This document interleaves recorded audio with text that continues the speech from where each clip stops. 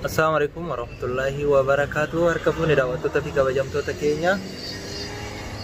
Akkuma baratame jechuudha akka itti argamnu ajumanitti argamna jechuudha.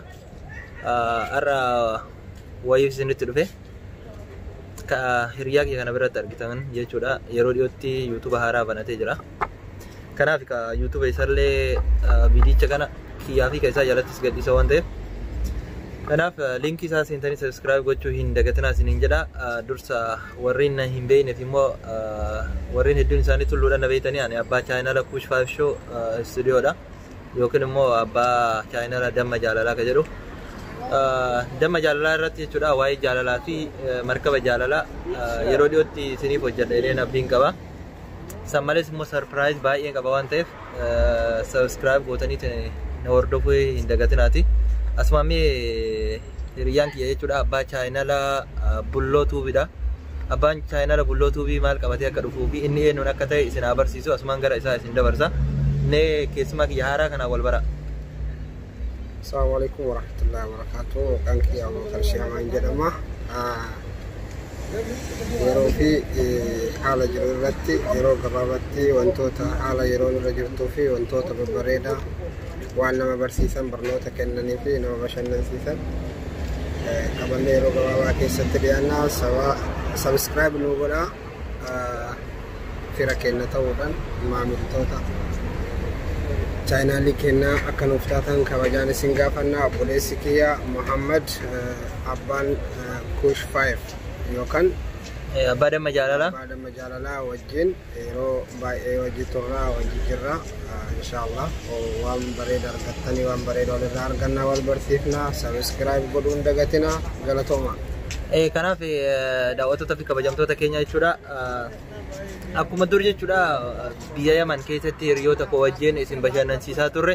Ammas jechuudha warreen daawwattoonni kiyyaa biyyoota garaagaraa teessaniitiin nu hordoftan biyyoota akka Imaaraat, Suudii akkasumas biyyoota Awurooppaa fi biyyoota akka Afrikaa keessa teessanii nu hordoftan jechuudha.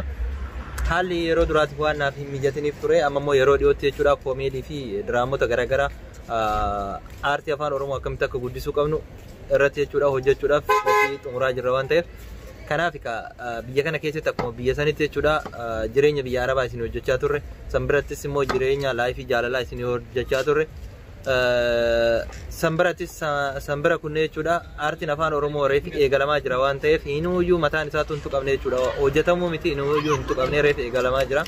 Kanaaf yoo isin bira dhaabbatanii nu jabeessitanii jettan namoota haaraadhee qabadhee isinii dhufa.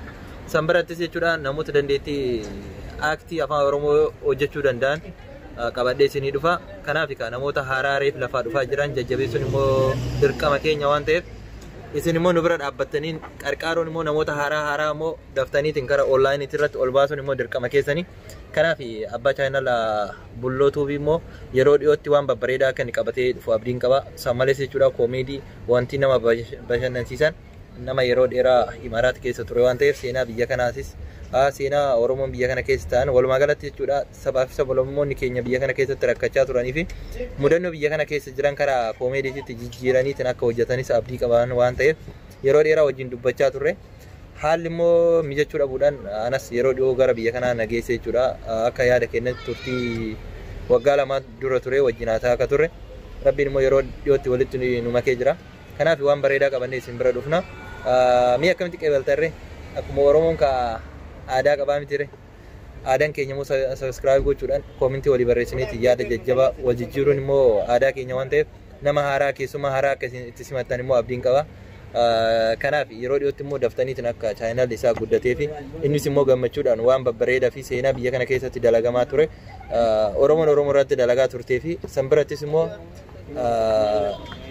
jiraatan biyya kanaatis hojjettoota keenya irratti saba keenya irratti akkam akka godhaa turan mallaqa isaanii dhoorgachuuf waatu jira waa'ee kanaati irratti jechuudha nama information guddaa qabu waan ta'eef nuti immoo karaa hojiitti jijjiirre karaa aaktiitti jijjiirre isin biraan geenya jennee abdiin qabna. Yeroo dhiyootti waan babbareeda qabannee wal argan immoo inshallah wal argina jennee waan abdii qabnuuf kanaaf isin subscribe like gochuu hin dagatinaa isin jira. Innis immoo yaada dabalataa yoo qabaate waa'ee seenaa biyya kanaati irratti mudannoo biyya kanaati irratti waan inni qabatee dhufu wajjumaan laalla. Kanaaf isin immoo nu wajjin turuun immoo hin dagatinaa isiniin jedha. kanaaf mee Abubakar abbaa chaanala Bullootuuf mee duratti waan akkam dalaguu barbaadda hojii aartii kanarratti mee aartiin afaan Oromoo reefuu eegalamaa jira inuyyuu hin tuttuqamne kanarratti mee maal dalaguudha karoorri kee?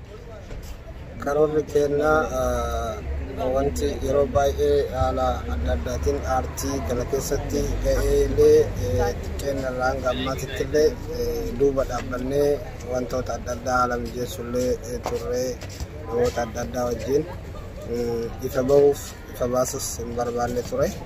Haa ta'u wanti hunduu yeroo wajji deema ammaaf waan qabnu baanneetuma akkasumatti deemnee walitti gaafa dhandhamsiifne kana finna osoo jechuun taanetti gaafa finnee guyyaa finneetiin hin jenne ni argana akka finnuu fi akka immoo walirraa barannu wal barsiifnuuf kan nu godhu uummata keenya waan ta'eef wal barsiifnaa waa hedduu jira wanni hedduu barannu wanni wal barsiifnu koottaa wajjin barannaa wal barsiifnaa sabiskiraayib nu godha inshaallah.